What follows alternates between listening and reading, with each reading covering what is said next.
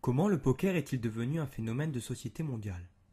Afin de répondre à cette interrogation, nous analyserons la propagation de ce jeu dans le monde ainsi que ses effets. Tout d'abord, d'où vient ce jeu acteur principal de nombreuses polémiques de nos jours? Eh bien, ses origines sont assez incertaines. Nombreux sont ceux affirmant qu'il provient du jeu de cartes perse, l'As-Nas, joué au XVIe siècle. D'autres encore affirment que le primero est l'ancêtre direct du poker. Quoi qu'il en soit, une chose est sûre. Ce jeu de cartes au succès planétaire a trouvé ses racines les plus proches en Amérique. Ce furent ensuite les colons français qui donnèrent la touche finale au poker, y mixant leur poc au jeu de base, ceci créant le poker que nous connaissons aujourd'hui. Ce fut au final, au XXe siècle, que la dernière retouche fut apposée. C'est en effet à cette période que le Texas Hold'em apparut. Cette forme du poker est sûrement la plus connue, et également la plus jouée à travers le monde, de par sa simplicité déconcertante. Mais à quel moment le poker s'est-il intégré dans la culture européenne? Ce fut au même moment que lors de sa popularisation aux États-Unis que le poker apparut sur le vieux continent, entre 1861 et 1865. La suite de ce succès était majoritairement due au bouche à oreille. Il était dit que chaque personne s'y essayant une seule fois l'adopterait immédiatement.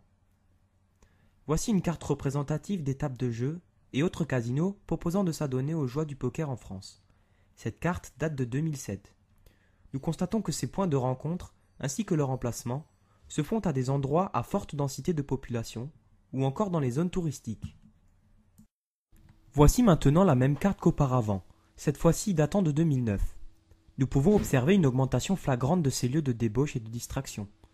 Les zones concernées restent cependant sensiblement les mêmes, malgré la volonté de l'industrie du jeu de conquérir de nouveaux territoires. Il faut savoir qu'en France, le poker est considéré comme un jeu de hasard depuis le 20 avril 1945 et n'est qu'autorisé sous des lois très strictes. Voici quelques lois concernant ce jeu de phénomène mondial. Les premières lois de 1810 interdisent tous les jeux d'argent et sanctionnent sévèrement les entreteneurs de maisons de jeux de hasard d'un emprisonnement de 2 à 6 mois ainsi que d'une amende allant de 100 à 6 000 francs, soit plus de 1 000 euros. D'après l'article 1965 du Code civil, la loi n'accorde aucune action pour le paiement d'un pari. Si le perdant refuse de payer, le gagnant ne peut rien faire contre cette situation. En effet, il n'y a aucune loi permettant d'intervenir, laissant ainsi chacun se faire justice soi-même. Depuis 2006, la loi américaine Unlawful Internal Gambling Enforcement Act a interdit les transactions bancaires vers les sites de jeux d'argent. Les textes ont clairement mentionné que les paris sportifs et les casinos en ligne sont interdits, sauf le poker. À titre d'exemple de loi restrictive à travers le monde, l'exemple de l'Afrique du Sud. Le gouvernement a interdit toutes sortes de jeux de hasard en ligne, le poker en faisant bien évidemment partie. En France, selon l'article 92 du Code général des impôts, les jeux d'argent sont soumis à une taxe, contrairement aux jeux de hasard. Si le joueur gagne une somme en participant à un jeu qui n'est pas considéré en tant que jeu de hasard, cette somme doit être déclarée sous la rubrique des BNC. Le poker en ligne est taxé à 2%, alors que les paris sportifs et hippiques sont taxés à 7,7%. Admettons qu'il y ait un peu plus d'1 million de joueurs potentiels du poker en ligne. L'État peut estimer à environ 100 millions d'euros les bénéfices annuels. Les sensations procurées par le poker sont uniques et incomparables, justifiant l'intérêt certain des joueurs du monde entier envers ce jeu. L'adrénaline, la peur, le doute et surtout les gros risques encourus. Toutes ces sensations mixées forment un tourbillon tumultueux de plaisir pour les joueurs, les rendant inévitablement accros à ce nouveau bien-être que l'on pourrait qualifier de drogue. Le poker a vu sa popularité augmenter massivement, notamment grâce à son accessibilité plus simple via le net.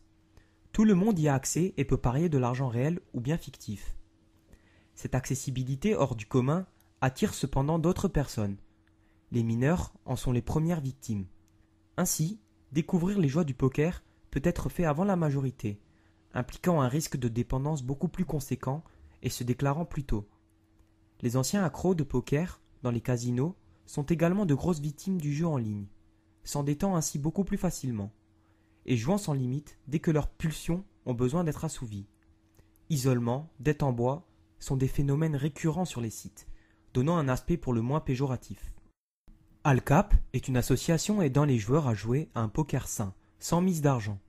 Cette association fut créée par des croupiers professionnels.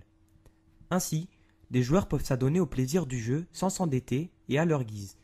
Bien sûr, nombreuses sont les contraintes énoncées par ceux habitués aux vraies mises, notamment le manque de sensation par la non-véracité du jeu. Beaucoup de joueurs de poker se droguent pour améliorer leurs capacités, notamment pour les parties de longue durée, et ainsi améliorer leur performance. Cette pratique, aussi illégale que controversée, reste cependant courante dans le milieu du poker professionnel. Les joueurs étant prêts à tout pour gagner gros et s'enrichir autant que possible.